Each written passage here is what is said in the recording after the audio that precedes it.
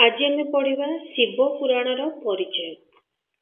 शिव पुराण कौन तार परिचय आम पढ़ा।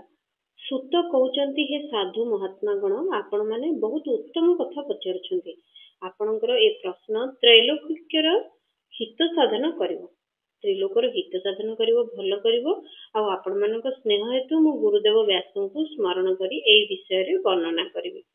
सूत साधु महात्मा गण को कहते जदि आपण मान स्नेह थी आपण मान भल पाइबा थी मु गुरुदेव व्यास को एक स्मरण करके वर्णना करी। आपण मैंने आदर श्रवण करंतु आदर आपण शुणु। सबुठारु उत्तम होउछि शिव पुराण। सबुठारु भल होउछि शिव पुराण। यह वेदांत सार सर्वस्व। यह होउछि वेदांतर सार सर्वस्व। वेदर जहाँ भी आमर वेद अछि चारोटी जाकर वेदर सार। चारोटी जाकर वेदर अंत सबुतक वेद पढ़ी सारा पर तार जो सार रहुछि से सार होछि शिव पुराण। यह वक्ता एवं श्रोता को समस्त पाप राशि उद्धार करथाय। केवल एतिक नुहे यह परलोक रे परमार्थ मध्य प्रदान करथाय। याको पाठ करने द्वारा जी श्रोता जी शुणे आ जी पाठ करे जी वक्ता सी केवल पाप राशि उद्धार पाएनी सी तो पाप राशि उद्धार पाए। यह परलोक जो आम मृत्यु हम मृत्यु हम से परमार्थ प्रदान कर अर्थात भगवान को आपण पाइबा रास्ता प्रशस्त कर कलिर कलमश राशि को विनाश करथाय। कलिर कलमश राशि को कलिर माने खराब राशि को खराब बाट को विनाश करथाय। एथिरे भगवान शिवंकर उत्तम जस वर्णित होइछि। एठी भगवान शिवंकर भल गुण वर्णित होइछि। हे ब्राह्मण वृंद यह धर्म अर्थ काम और मोक्ष चारोटी पुरुषार्थ प्रदान करथाय। शिव पुराण कौन करथाय? चारोटी पुरुषार्थ प्रदान करथाय। से चारोटी कौन? धर्म अर्थ काम और मोक्ष। एही पुराण सदा निज प्रभाव दृष्टि वृद्धि प्राप्त हेउछि। विप्र वृंद एही सर्वोत्तम शिव पुराणर अध्ययन मात्र के कलि युगर पापासक्त जीव श्रेष्ठतम गति को प्राप्त हेबे। एही पुराण सदा निज प्रभाव दृष्टि से निजर प्रभाव दृष्टि वृद्धि प्राप्त होउछि। सबुबेले शिव पुराण वृद्धि होउछि बा शिव पुराणर पढ़िबार संख्या शिव पुराणर प्रभाव वृद्धि होउछि। हे विप्रवृंद अर्थात हे ब्राह्मण सर्वस्व ब्राह्मण एही सर्वोत्तम शिव पुराण अध्ययन मात्र के एही सबुठारु उत्तम शिव पुराणर अध्ययन माने पाठ करिबा मात्र के कलि युगर पापासक्त जीव श्रेष्ठतम गति को प्राप्त हेबे। जे कलि युगर पापासक्त जीव थिबे से श्रेष्ठतम गति को प्राप्त अर्थात तांकर गति श्रेष्ठ हबो। जे पर्यंत शिव पुराण उदित न होइछि कलि युगर बड़ बड़ उत्पात से पर्यंत जगत रे निर्भय होई विचरण करथि। अर्थात जे पर्यंत शिव पुराण उदित न होइछि जे पर्यंत शिव पुराण पढ़ा जायनि शिव पुराण को आम जन समाज रे लोक जानि नाहंती व्यवहार शिखि नाहंती तार प्रभाव न पड़िछि से पर्यंत कलि युगरे बड़ बड़ उत्पात से पर्यंत जगत रे बड़ बड़ निर्भय होई विचरण करथि। से पर्यंत जगत रे सबुबेले खराब कार्य चलीथिबो बड़ बड़ उत्पात भी चलीथिबो। एई उत्पात अर्थात खराब शक्ति निर्भय विचरण करथि। एहाकू वेद तुल्य बोली धरा जायछि। शिव पुराण को कौन धरा जायछि? वेद तुल्य वेद परि धरा जायछि। एही वेदकल्प पुराण को सर्वप्रथमे भगवान शिव ही प्रणयन करथिले। एही वेदकल्प को किए करथिले प्रथमे प्रणयन? महादेव निजे। विद्येश्वर संहिता रुद्र संहिता विनायक संहिता उमा संहिता मातृ संहिता एकादश रुद्र संहिता कैलाश संहिता शतरुद्र संहिता कोटि रुद्र संहिता सहस्र कोटि रुद्र संहिता वायव्य संहिता और धर्म संहिता एही भली 12टी भागरे एही पुराणटी विभक्त होइछि। एही शिव पुराणटी केते भागरे विभक्त होइछि? 12टी भागरे। एही 12टी भाग गुडिको एही सब कुहागला। विद्येश्वर संहिता गोटे, रुद्र संहिता, विनायक संहिता, उमा संहिता, मातृ संहिता, एकादश रुद्र संहिता आउ कैलाश संहिता, शतरुद्र संहिता, कोटि रुद्र संहिता, सहस्र कोटि रुद्र संहिता, वायव्य संहिता, धर्म संहिता एही 12टी भागरे विभक्त कराइछि। एही 12टी संहिता को अत्यंत पुण्यमयी बोली धरा जाइछि। 12टी संहिता अत्यंत पुण्यमयी। हे ब्राह्मण वृंद एबे मु सेगुड़िकर श्लोक संख्या कहूची एबे ता भितरे जो श्लोक अछि तार श्लोक संख्या केतोटी मु से विषय कहूची विद्येश्वर संहितारे 10,000 श्लोक अछि ए जो विद्येश्वर संहिता वर्तमान आमे जोटा पाठ पढुचे सेतरे रहउची सेतरे आमे जो पाठ करूचे सेटा होची 10,000 श्लोक रही क्षेत्र आ रुद्र संहिता विनायक संहिता उमा संहिता मातृ संहिता प्रत्येक 8,000 लेखाएं श्लोक अच्छी ब्राह्मण गण एकादश रुद्र संहितार 13,000 कैलाश संहितार 6,000 शतरुद्र संहितार 3,000 कोटि रुद्र संहितार 9,000 सहस्र कोटि रुद्र संहितार 11,000 वायव्य संहितार 4,000 एवं धर्म संहितार 12,000 श्लोक रही सब संहितार एतिक हजार हजार श्लोक सब रही जहाँ प्रणयन करते महादेव निजे यही रूपे मूल शिव पुराण मोट श्लोक संख्या है 1 लक्ष तेणु ए सबको जदि आम मिसई दबा टोटाल शिव पुराण 1 लक्ष श्लोक रही मात्र व्यासदेव यह 24,000 श्लोक संक्षिप्त कर मात्र व्यासदेव कौन कर 24,000 श्लोक संक्षिप्त कर पुराण मानकर क्रम संख्या दृष्टि उक्त शिव पुराण स्थान होची चतुर्थ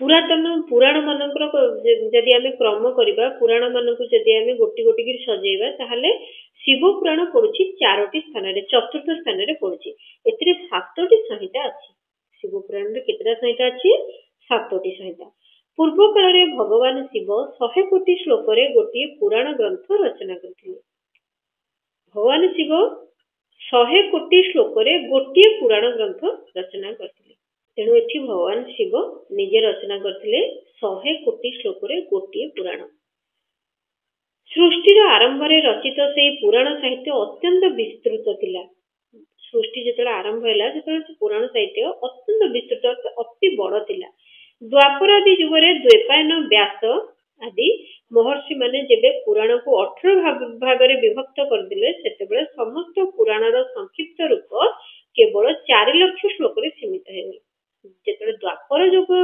आसला जेतले कृष्ण को युग द्वापर युग जोटा होची कृष्ण को युग जेतले आसला द्वैपायन व्यास सेतेबेले व्यासंकर गोटे ना होची द्वैपायन व्यासदेव आ महर्षि माने मिसी ताकू पुराण को 18 भाग रे विभक्त कर दिले सेतेबेले समस्त पुराण को पुराण रो संक्षिप्त रूप केवल रही गला 4 लाख श्लोक रे सीमित हे गला 4 लाख श्लोक रे ताकू छोट कर देले सेतेबेले से शिव पुराण को 24,000 श्लोक रे प्रतिपादित करथिले सेतेबेले से शिव पुराण जेतेबेले बहुत बड़ विस्तृत होइतिला सेतेबेले ताकू 24,000 श्लोक रे 4 लाख श्लोक को पुणी 24,000 श्लोक रे प्रतिपादित करा गला एहा ही उक्त पुराण रो श्लोक संख्या एटा होची सेही पुराण रो श्लोक संख्या एही वेद तुल्य पुराण 7टी संहिता रे विभक्त एही वेद तुल्य पुराण वेद भଳି पुराणटी 7टी संहिता रे विभक्त एहार प्रथम संहितार नाम विद्येश्वर संहिता एहार प्रथम संहितार नाम कोन द्वितीयटी रुद्र संहिता तृतीयटी शतरुद्र संहिता चतुर्थटी कोटि रुद्र संहिता पंचमटी उमा संहिता षष्ठ नाम कैलाश संहिता और सप्तम नाम है वायव्य संहिता एही भଳି 7टी संहिता रे एटा विभक्त हे गला एही रूपे 7 संहिता रे युक्त उक्त दिव्य शिव पुराण वेद तुल्य प्रामाणिक तथा सबुठारु उत्कृष्ट गति प्रदान करथाय तेणु एही भଳି 7 संहिता रे युक्त एही दिव्य पुराण तैयारी हेची एही दिव्य शिव पुराण रे 7टी संहिता रहिची तेणु एटा वेद तुल्य गति वेद तुल्य प्रामाणिक तथा सबुठारु उत्कृष्ट गति प्रदान करथाय उक्त निर्मल शिव पुराण भगवान शिवଙ୍କ द्वारा प्रतिपादित तेणु याकू शिव पुराण भगवान शिवଙ୍କ द्वारा एटा करा जायछि याकू शैव शिरोमणि भगवान व्यास संक्षेप रे संकलित करछन्ति याकू शैव शिरोमणि शिवंकर शिरोमणि भगवान व्यास शैव शिरोमणि भगवान व्यास संक्षेप रे संकलित करछन्ति यह समस्त जीव समुदाय पाई उपकारी त्रिविध तापनाशकारी अतुलनीय एवं सत्पुरुषଙ୍କ निमंते कल्याणप्रद एथरे वेदांत विज्ञानमय प्रधान तथा निष्कपट निष्काम धर्मर प्रतिपादित ପ୍ରତିପାଦନ ହେଇଛି। ଏଥିରେ କଣ ହେଇଛି ସବୁ? ଏଥିରେ ଜୀବ ସମୁଦାୟ ପାଇଁ, ସମସ୍ତ ଜୀବ ଜଗତ ପାଇଁ ତ୍ରିବିଧ ପାପନାଶକାରୀ ଅତୁଳନୀୟ ଏବଂ ସତ୍ପୁରୁଷଙ୍କ ନିମନ୍ତେ କଲ୍ୟାଣପ୍ରଦ ହେଇଛି। ଏଥିରେ ବେଦାନ୍ତ ବିଜ୍ଞାନମୟ ପ୍ରଧାନ ତଥା ନିଷ୍କପଟ ନିଷ୍କାମ ଧର୍ମର ପ୍ରତିପାଦନ ହେଇଛି। ଏହି ପୁରାଣ ଈର୍ଷା ଶୂନ୍ୟ ବିଦ୍ୱାନଙ୍କ ନିମନ୍ତେ ଜାଣିବାର ବିଷୟ।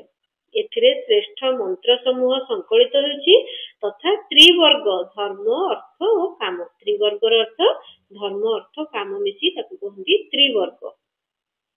ଏଥିରେ ଶ୍ରେଷ୍ଠ ମନ୍ତ୍ର ସମୂହ ସଂକଳିତ ହୋଇଛି। ଏଥିରେ ଯାହା ବି ମନ୍ତ୍ର ହେଇଛି ସେ ସବୁ ଶ୍ରେଷ୍ଠ।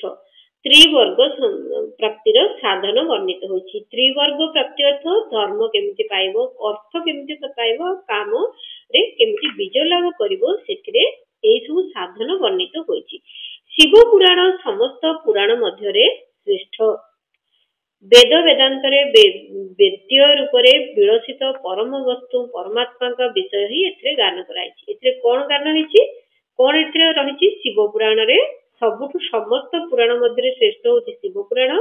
ବେଦ ବେଦାନ୍ତରେ ବେଦ୍ୟ ରୂପରେ ବିଳସିତ ପରମ ବସ୍ତୁ, ବେଦ ବେଦାନ୍ତରେ ଯୋଉ ପରମାତ୍ମାଙ୍କ ବିଷୟରେ ବର୍ଣ୍ଣନା ହେଇଛି, ଏଥିରେ ସେଇ ପରମାତ୍ମାଙ୍କ ବିଷୟ ଗାନ କରାଯାଇଛି। ଯେ ଅତି ଆଦରରେ ଏହାକୁ ପଢେ ଆଉ ଶୁଣେ ସେ ଭଗବାନ ଶିବଙ୍କର ପ୍ରିୟ ହୋଇ ପରମ ଗତିକୁ ଲାଭ କରେ। ଯେ ଅତି ଆଦରରେ ପଢିବ ଆଉ ଶୁଣିବ ସେ ଭଗବାନ ଶିବଙ୍କର ଅତି ପ୍ରିୟ ହେଇପାରିବ। ତେଣୁ ଇଏ ରହିଲା ଅଧ୍ୟାୟ ଦ୍ୱିତୀୟ।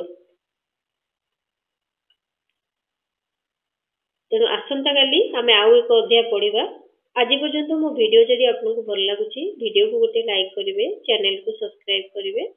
ଆଉ ମୋର ମୋ ଠାରୁ ଯିଏ ବଡ ସ୍ଥାନ ସମସ୍ତେ ଯେଉଁମାନେ ଦେଖୁଛନ୍ତି ଭିଡିଓକୁ ବହୁଳ ମାତ୍ରାରେ ସେୟାର କରନ୍ତୁ, ଯାହା ଫଳରେ କି ଆମ ଭିତରେ ଆମର ହିନ୍ଦୁ ଧର୍ମରେ, ଆମର ସନାତନ ଧର୍ମରେ ଯୋଉ ପୁରାଣ ଶାସ୍ତ୍ର ରହିଛି ସେଇଟା ଯେମିତି ସମସ୍ତଙ୍କ ପାଖରେ ପହଞ୍ଚି ପାରିବ।